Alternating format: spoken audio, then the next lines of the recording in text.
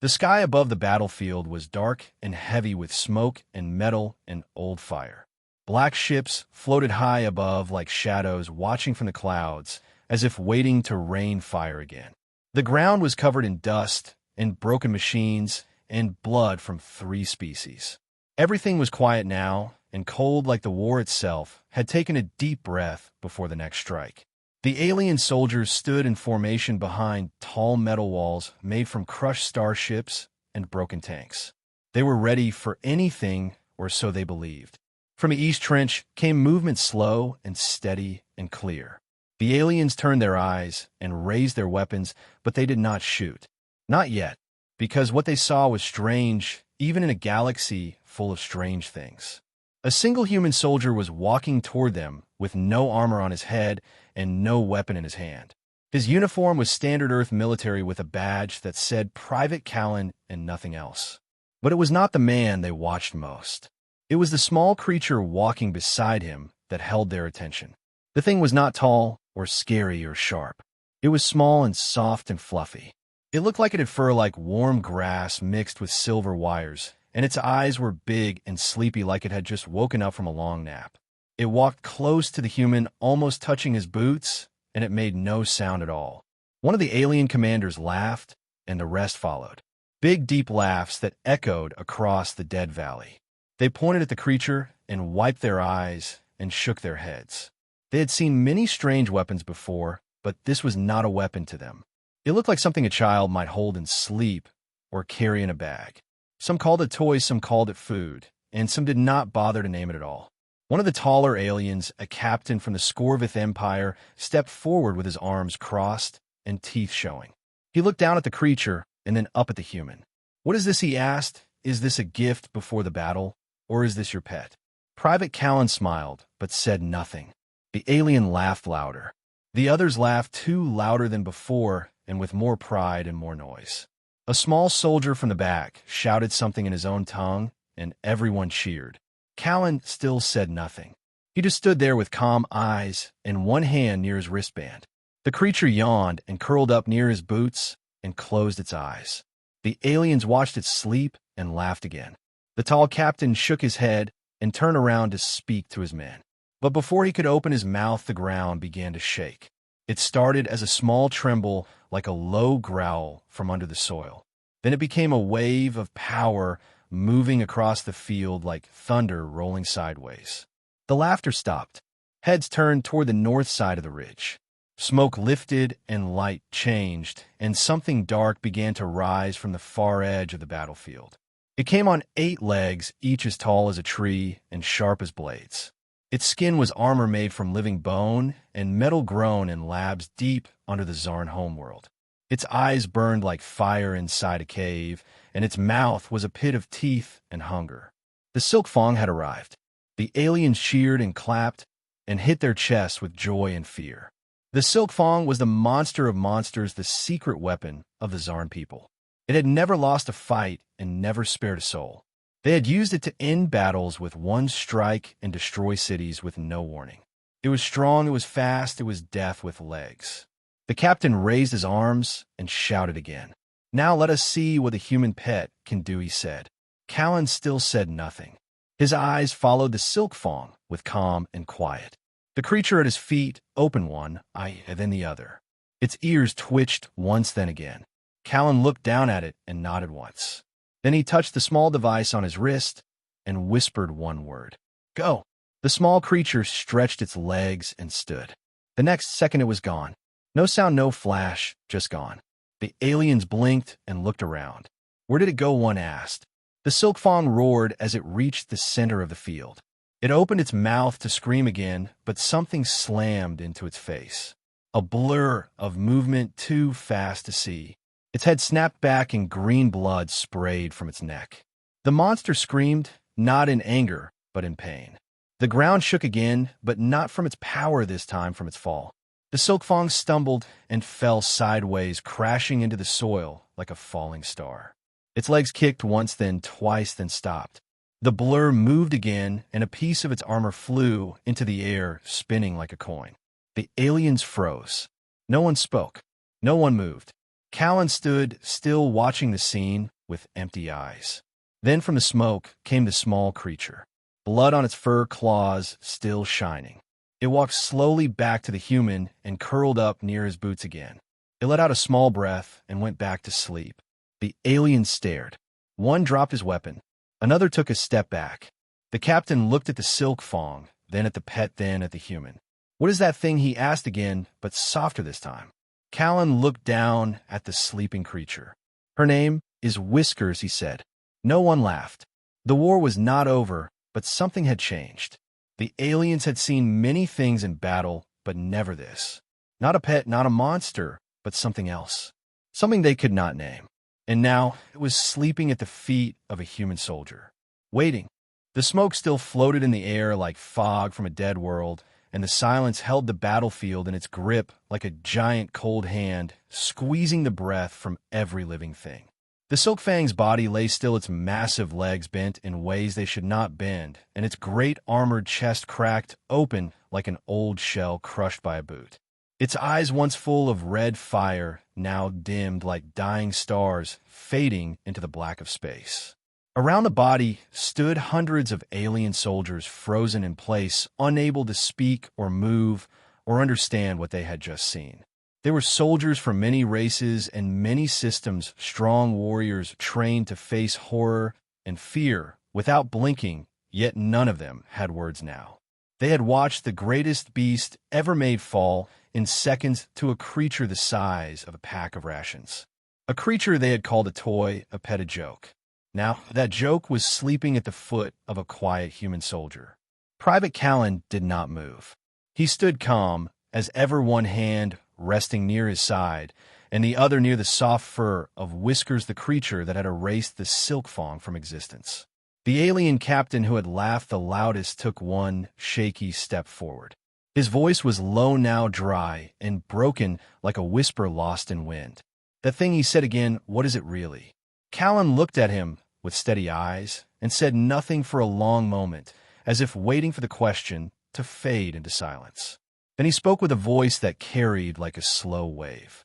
"She's called Whiskers." The captain stared. He wanted to ask more, wanted to demand answers, but he could not find the strength. Instead, he looked at the Silkfang one more time, hoping it would rise, hoping it was just stunned. But the blood was real, and the silence was deeper than death. From a nearby hill, a drone flew low and scanned the remains of the beast. Its systems blinked once, then twice, and the data was sent across the network. Every commander on the field received the same message. Confirmed termination of Silkfang unit. Time to kill, 4.3 seconds. No critical damage detected to attacker. Unknown classification. Warning, threat level Omega Red. The message repeated once more, then disappeared. Across the alien ranks, fear moved like a ripple through water. This was not just strange, this was not just unexpected, this was impossible. The Silkfang had destroyed entire armies in minutes. It had torn through steel walls and melted tanks with acid breath. It had eaten fire and crushed giants. Now it had been taken down by a creature with soft ears and sleepy eyes. Something was wrong, something about humans was wrong. And the more they looked at the soldier, the more they feared what else he might be hiding. Callan knelt beside Whiskers and gently touched her side. She made a small noise, almost like a purr, but not quite, something deeper, something older. He whispered a word into her ear, and she opened one, and then closed it again and rolled onto her back. The aliens flinched. Even that simple movement made them step back. One soldier from the Zarn coalition dropped his rifle and did not pick it up. Another from a Shalvian clade began muttering a prayer in his native tongue, one not spoken aloud since the fall of their home planet. The battlefield was not a place of war anymore. It had become something else. A place of fear, a place of questions, a place of silence. Callan stood again and looked around at the alien forces, still holding their weapons, still aiming, but not firing. He raised his hand, slowly open and peaceful. "I came here for peace," he said, "not for death. But you forced us to show you what walks beside us." One of the alien lieutenants finally found his voice, though it shook like loose glass in wind. "That thing is not natural," he said, "not right, not real." Callan turned to him and nodded once. No, she is not natural, he said. She is better. Created from our science and grown in our care, trained not with pain, but with love. And when we go to war, she comes with us not because we command her, but because she chooses to follow. A murmur moved through the alien ranks, a murmur full of fear and wonder. They did not understand how such a thing could be real, how something born in peace could kill with such ease. One of the older commanders from the Vroth Syndicate narrowed his eyes. You say it chooses to fight, he said. Then what happens if it chooses not to? Callan looked down at Whiskers again and smiled faintly. Then she sleeps, he said, and you are safe. Unless you wake her. The wind picked up, then soft but strange, carrying with it the scent of blood and burnt grass, and something else, something like ozone and old stone. A warning. The alien captain stepped forward, once more his head bowed and his weapon lowered. He did not look at Callan, he looked at the ground, at the Silkfang, at the small creature, now dreaming by the human's boots. We underestimated you, he said, his voice slow and heavy. We thought humans were soft inside, like your skin, like your cities. But now we see that what you protect with monsters. Callan said nothing. He let the silence answer for him. Above them, the ships in the sky began to move. The signal had been sent, the word had spread across frequencies and codes and secret lines.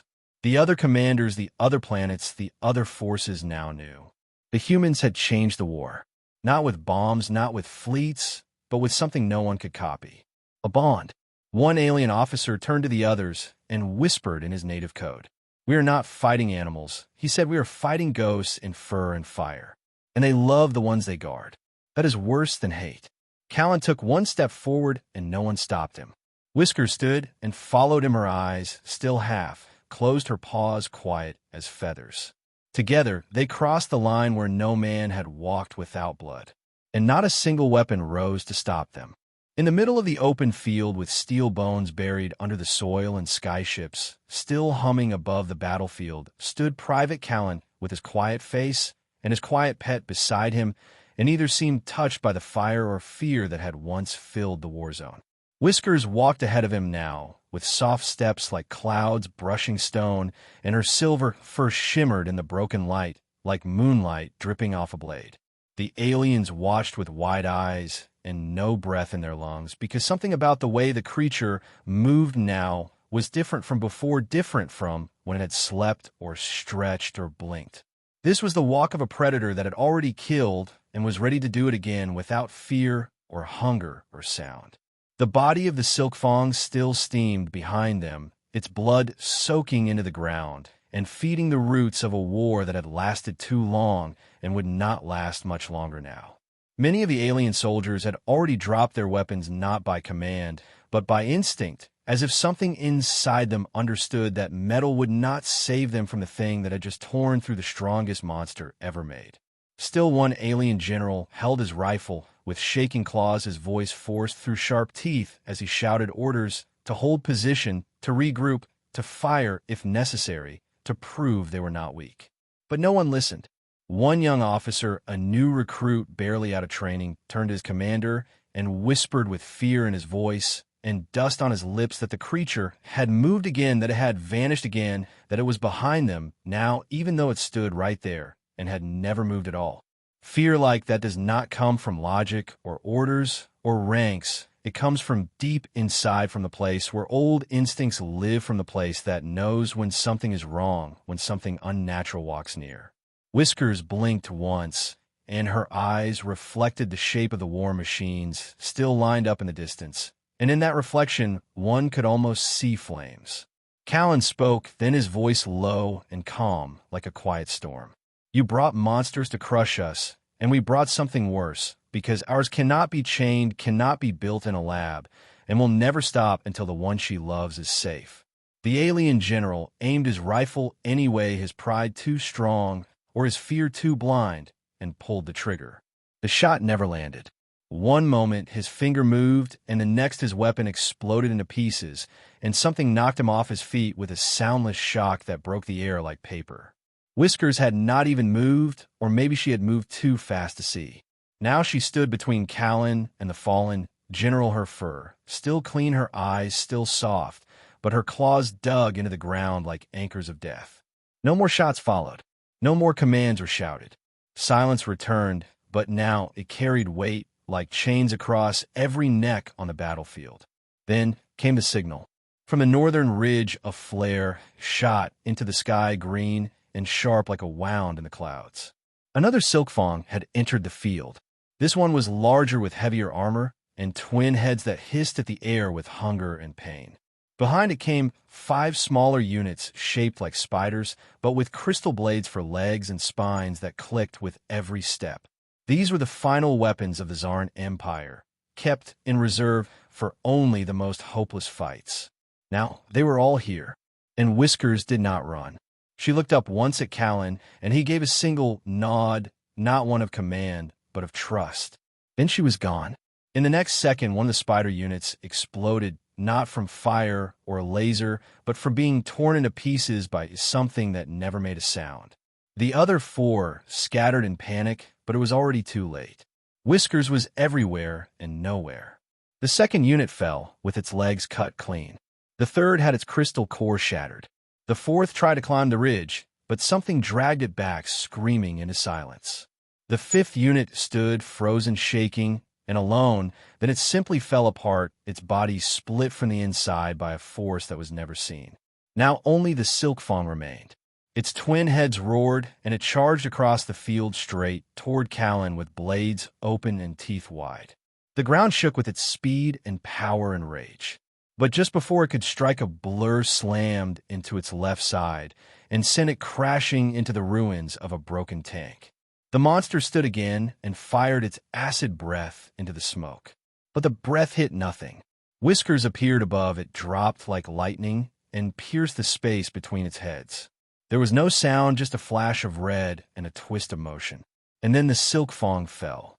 Callan watched with still eyes as Whiskers landed softly near the broken beast. She was covered in black and green and silver from claws to ears, but she did not look tired or angry or wild. She looked at peace. She turned and walked back to him, each step soft like feathers on glass, and curled once more at his feet with a sigh. Now there were no voices, no shouts, no orders. Only wind and dust, and the quiet sound of fear spreading through thousands of minds at once. One alien medic whispered to another that he had seen gods before, but none had moved like that, none had killed like that, and none had looked so peaceful after. An old captain from the east side fell to his knees and began to write a message for his homeworld. He wrote that the humans did not use machines for war anymore, that they used something worse, something alive, something loyal. Across the network, hundreds of commanders from different species saw the same footage and tried to delete it, but it was too late. The signal had already gone viral across every encrypted channel, every hidden server, every dark corner of space. The footage showed a small creature with soft fur destroying death itself, and then sleeping again like a child without care. And at the edge of the battlefield, Private Callan turned to the alien forces and spoke with only 6 words. "We do not fight alone anymore." Then he turned away and walked toward the horizon. Whiskers followed. No one followed them. No one dared. The war had not ended, but something had changed, and nothing would be the same again. Far away from the battlefield, beyond the shattered towers and the burned skies, a group of alien leaders sat inside a command ship that hovered like a black ghost over the edge of the war zone. The ship was hidden under cloaking fields and buried deep within shielding layers, but none of them felt safe anymore, not after what they had seen, not after what they had learned, not after Whiskers.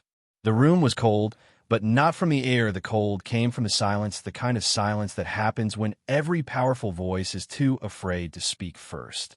The High Commander of the Zoran Front leaned forward and placed a metallic hand on the table, his fingers tapping in slow rhythm like a countdown to something terrible. He stared at the image frozen on the screen, the image of Whiskers standing on the broken head of the second Silkfang, her eyes glowing faintly, her claws dripping green. He turned to the others, his voice low, like dust falling in a cave. "We cannot defeat this, not with fire, not with numbers, not with anything we have." Another leader from the Solari combined hissed through needle teeth and slammed a data chip onto the table. "We had full scans," she said. "We ran blood tests, we analyzed its movement, and still we found nothing like this, nothing even close." The leader of the Varn dynasty shook his head slow and heavy like his bones had aged 10 years in one day. This thing is not a weapon, he said. It is worse, it is a belief. The others looked at him confused and quiet. He continued, his voice now cracked and dry like wind on stone. It is not just about the killing, it is about what it means to the humans. They believe it is part of them. They believe it fights for love. They believe it cannot be beaten. That is why we are losing. Back on the battlefield, Callan moved through the rubble like a shadow with Whiskers at his side, both of them silent, both of them watching. Whiskers sniffed the air once, then tilted her head toward the sky, her fur rippling slightly, as if sensing something just beyond sound. Callan stopped and opened his comm device. The signal was weak, full of static and broken data. But one message came through clear enough to shake him. Human Command Base 7 was under attack. He turned to Whiskers and nodded once. She blinked slowly, then began to move with a speed that bent the world around her. Within minutes, they reached the outer zone of the command base, what was left of it anyway. The walls were burned, the sky, defenses destroyed, the ground torn by claw marks and plasma blasts. And in the center of it all stood a creature not from any known race, not from any recorded enemy. It was tall, with a body made of metal and bone and light and smoke, its limbs too long, its face always shifting, its eyes always watching. Behind her were bodies, human bodies, broken and still. Callan stepped forward, but Whiskers moved first. She stood in front of him, growling, low her body, tense, her eyes locked onto the creature. This was not a battle, this was not even war, this was something else, something deeper, something older. The creature moved like a glitch in reality, its steps wrong, its presence burning the air around it. Whiskers roared, not loud, not wild, but deep and ancient, like a memory carved into the soul of the universe. The two forces collided, and time seemed to pause. They moved faster than thought, faster than fear. Whiskers slicing through space with claws that shimmered like stars, the creature striking with arms that turned to blades and shadows. Each strike shook the ground, each clash split the sky. Callan watched, unable to move, unable to speak, his heart pounding with something between terror and awe. For every hit Whiskers took, she returned 3 more, her body twisting through the air with grace and fury, her every move protecting the space behind her, the space where her human stood.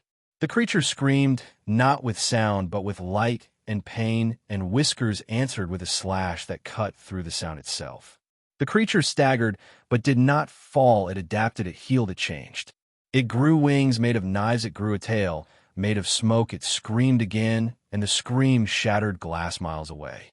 Still Whiskers stood, still she fought, still she protected.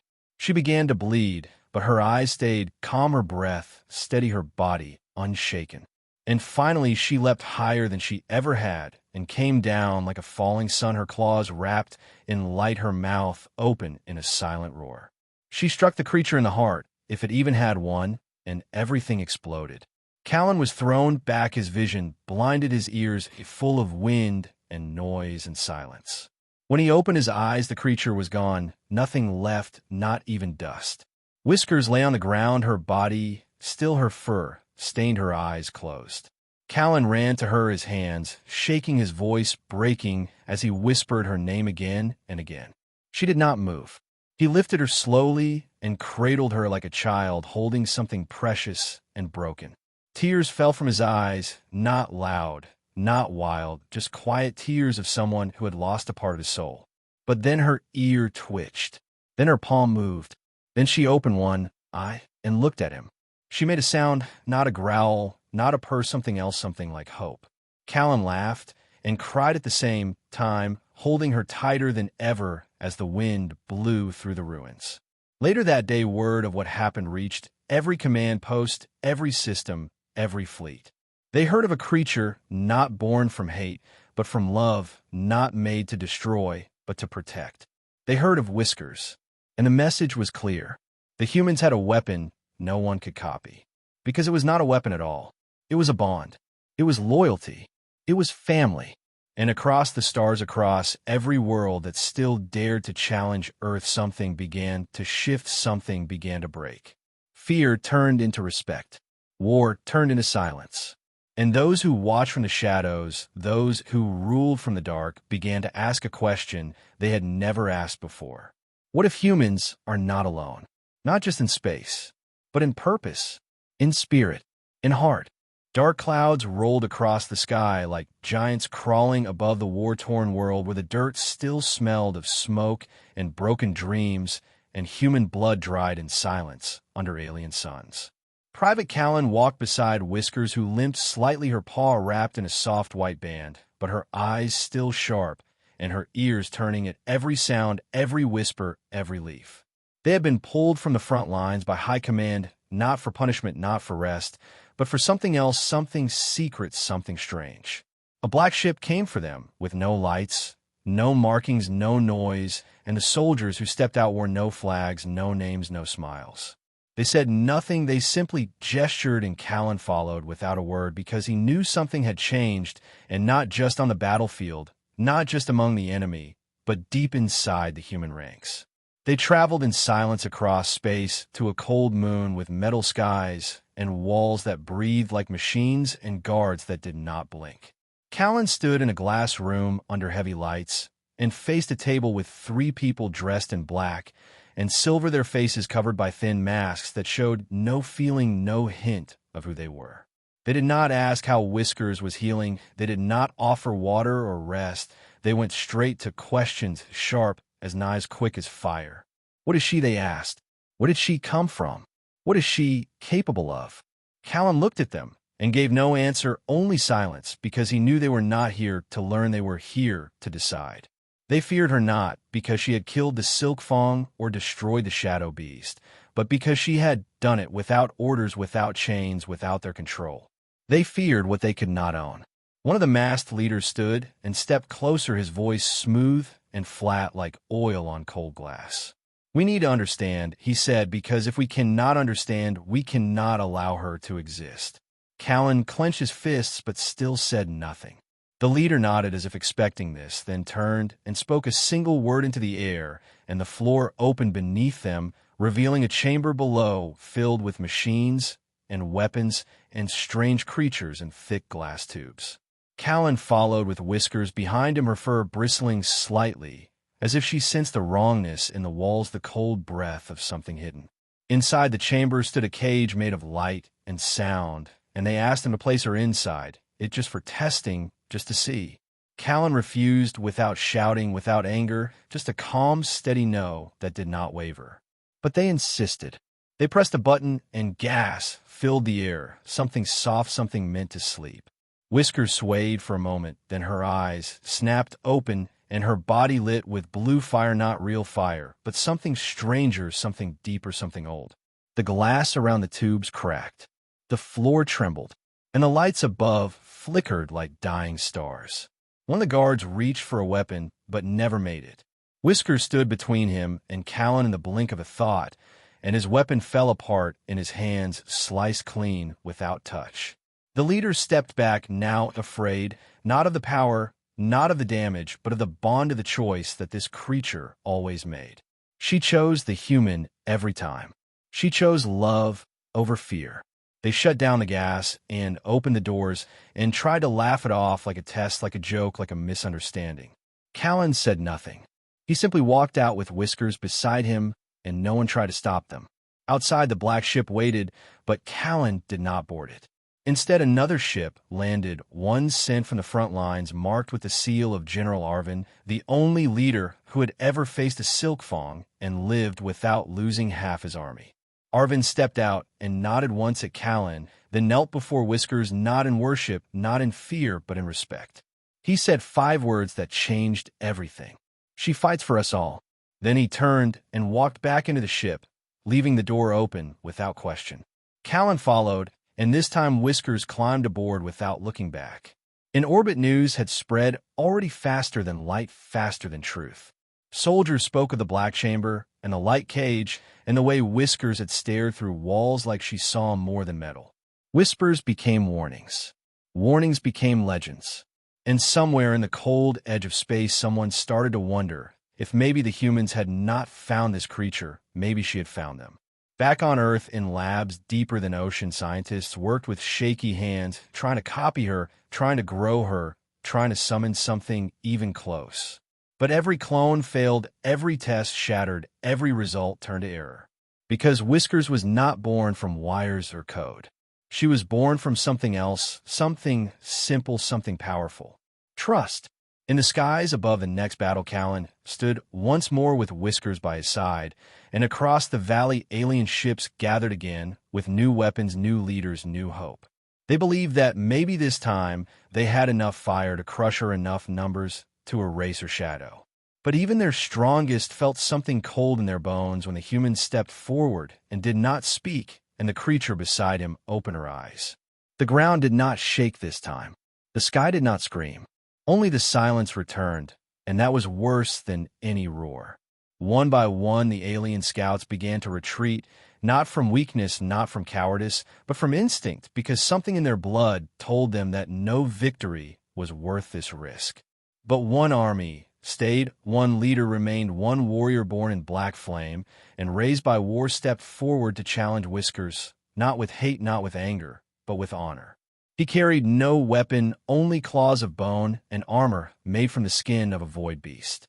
He bowed to her once, then charged faster than thought with power behind every step, enough to crush tanks and tear mountains.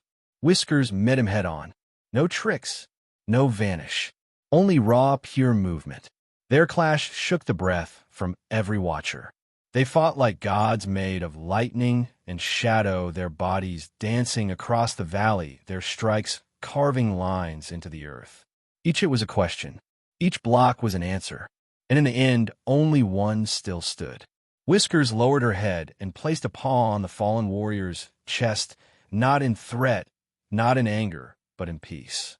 And the warrior smiled before darkness took him. The message was clear again. She kills only to protect. She fights only when needed. And she always returns to the one she loves. Above the cold moon of Eltraxis, a signal traveled through deep space, carried by a ship made of gold, and thought its engines silent, its crew unseen, its purpose unknown to most. Inside that ship, a being without a name watched a replay of a small creature with silver fur and glowing eyes as it tore through monsters that once ruled galaxies without fear. The being blinked once, and the image paused, showing Whiskers standing on the body of the Silkfang. Her eyes, calm, her claws stained, her tail curled around her human's leg. That is the one, whispered the being to itself, and for the first time in 1,000 years, it felt something close to wonder, maybe even fear. Back on the ground, Callan sat by a small fire inside a damaged outpost with cracked walls and broken tools and a sky full of smoke above him. Whiskers rested beside him, her breathing slow, her body curled like a question, and her ear twitching at every sound from the shadows. They had just survived the third wave in 2 days, sent by the Eastern Scourge, a ruthless force, with no mercy, no rules, and no reason. They came not to win, but to burn, to erase every trace of human resistance, to turn the soil into ash and the sky into poison. But they failed again and again. And every time the last thing they saw was a small creature with glowing eyes and a quiet growl that echoed in their minds long after death. Callan looked down at his arm, where a fresh bandage covered a long burn still hot from the last blast, and he whispered to Whiskers, "I thought I was going to die." Whiskers lifted her head and blinked slowly. Her nose touched his hand, gently, not with fear, not with worry, but with the kind of love that only animals could give, pure and silent and full. Suddenly a sound came through the comms, a message sharp and urgent. It was General Arvin, his voice heavy with dust and war. "Callan, we need you back now. They found something deep under the old mines near the Frostline Ridge. It is alive, and it is not one of ours." Without waiting, Callan packed his gear, and Whiskers stood, ready, her injury forgotten, her senses already locked on something no one else could feel. They flew through storms and silence until they reached the ridge, where soldiers stood in circles around a black hole in the ground, wide as a city, gate deep as a forgotten ocean. From it came whispers, not in sound, but in thought, strange words that pulled at the mind and made the skin crawl. General Arvin met them with a face full of worry and a datapad shaking in his hand. We sent drones inside. He said they melted. We sent bots. They vanished. We sent scanners, they screamed. Whiskers moved toward the edge, without fear, her nose sniffing the cold air, her ears turning to the hum that only she seemed to understand. She looked down, then leapt. Callan shouted, but she was already gone, swallowed by darkness. For 1 full hour, there was nothing. No signal, no movement, only the wind and the waiting. Then the ground shook, and the hole lit from within with a soft blue glow that pulsed like a heartbeat. Out walked Whiskers, her fur crackling with strange light, her eyes brighter than ever, and on her back sat something strange. A creature small and round with skin like smoke and a face that changed every time you looked at it. It made no sound, but everyone felt it speak. I am not enemy. I am not weapon. I am not lost. Whiskers sat down and let the creature climb off her back and hover in the air like a bubble in slow water. It looked at Callan, and 1,000 images flashed in his mind of stars being born of wars long past, of creatures made of music and color. Then the images stopped, and only one remained. A vision of Whiskers in a forest of silver trees, protecting a small child from a storm made of fire. The creature blinked, and the vision faded. Then it vanished. No noise, no light, just gone. Whiskers turned and walked back to Callan as if nothing had happened, and sat beside him, tail wrapped around his boot like always. The soldiers stared. No one spoke. Then Arvin stepped forward and saluted her, not as a beast, not as a tool, but as a hero. The report went out within minutes across human space, carried by encrypted streams and silent waves. Whiskers had returned from the unknown with something strange, something powerful, and something that chose to leave only after touching her mind. That night, soldiers across the galaxy sat around fires or slept in cold metal beds, dreaming of silver fur and glowing eyes and a deep, quiet roar that meant safety. And in the halls of alien kings, fear turned to panic. They built machines larger than cities. They trained monsters sharper than knives. They formed alliances with shadows, all to face the one creature that broke their strongest and walked away. But even their new plans began to break, because deep in their minds a voice began to whisper. The stars know her name, not the name given by humans, not the one called Whiskers, but something older, something deeper. She who waits between, she who walks beside fire, she who loves and does not fear. And soon their soldiers began to flee before battles began. Their ships turned around before reaching orbit. Their leaders began to argue in panic. Their alliances cracked, their morale gone. Because how do you fight something that cannot be bought, cannot be broken, cannot be understood?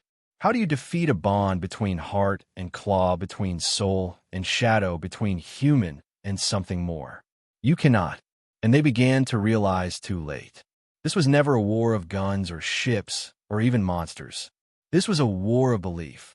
And the humans believed in her. More than in tanks. More than in bombs. More than in anything else. And she believed in them.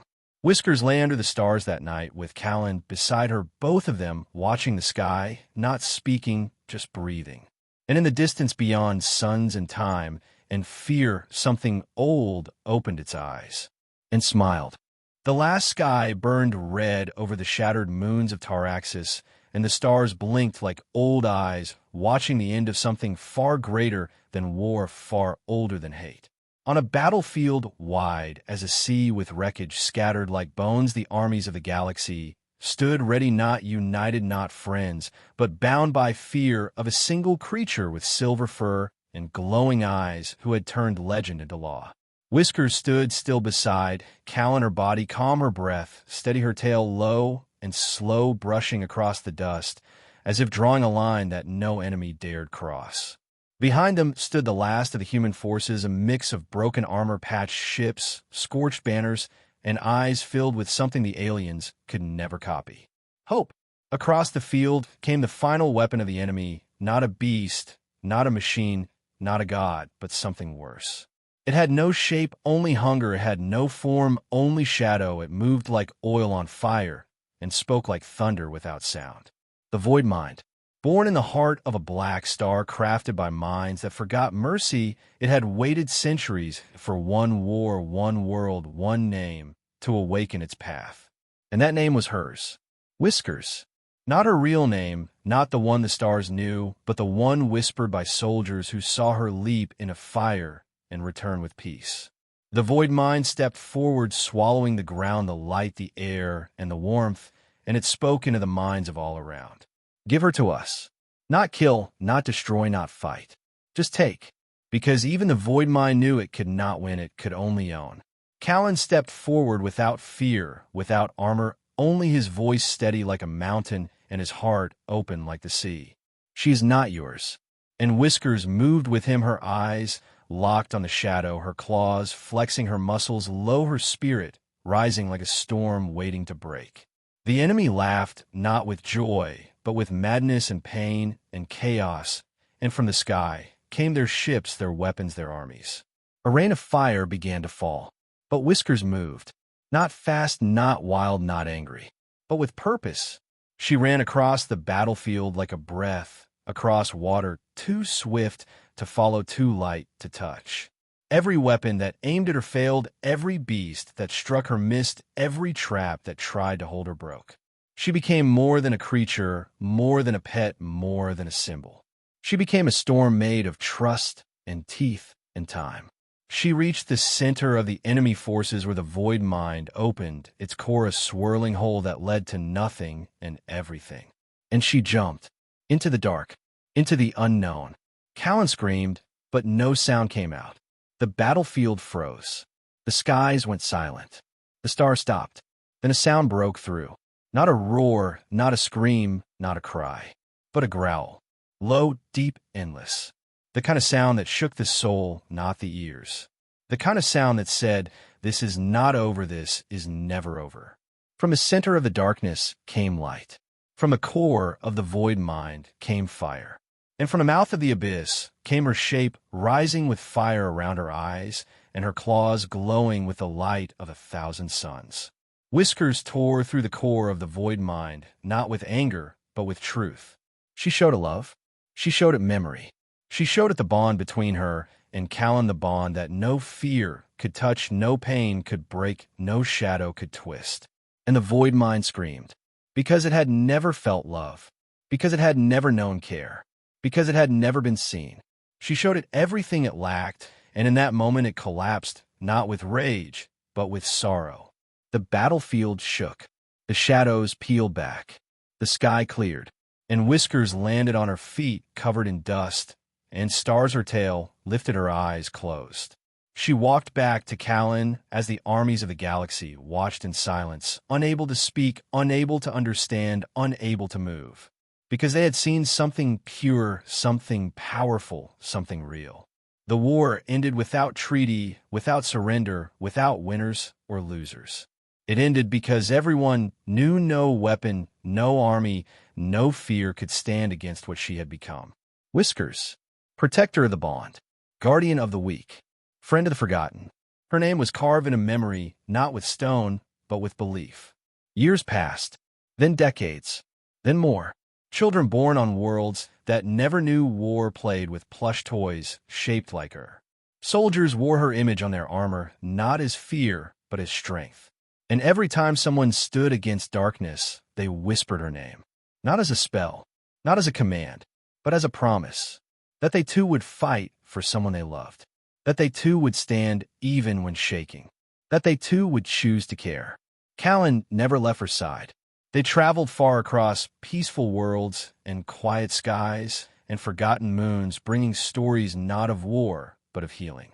Whiskers would sit with children in silence, letting them pet her, letting them sleep by her side, feeling the warmth that once saved armies.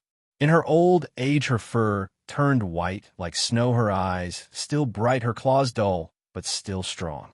And on one quiet night, under a sky full of stars, they both sat by a small fire, and Callan whispered to her, "We changed everything." And Whiskers leaned her head against him and closed her eyes. And the stars above blinked once more. And across the galaxy, across every world where hearts beat and stories lived, her name echoed without end.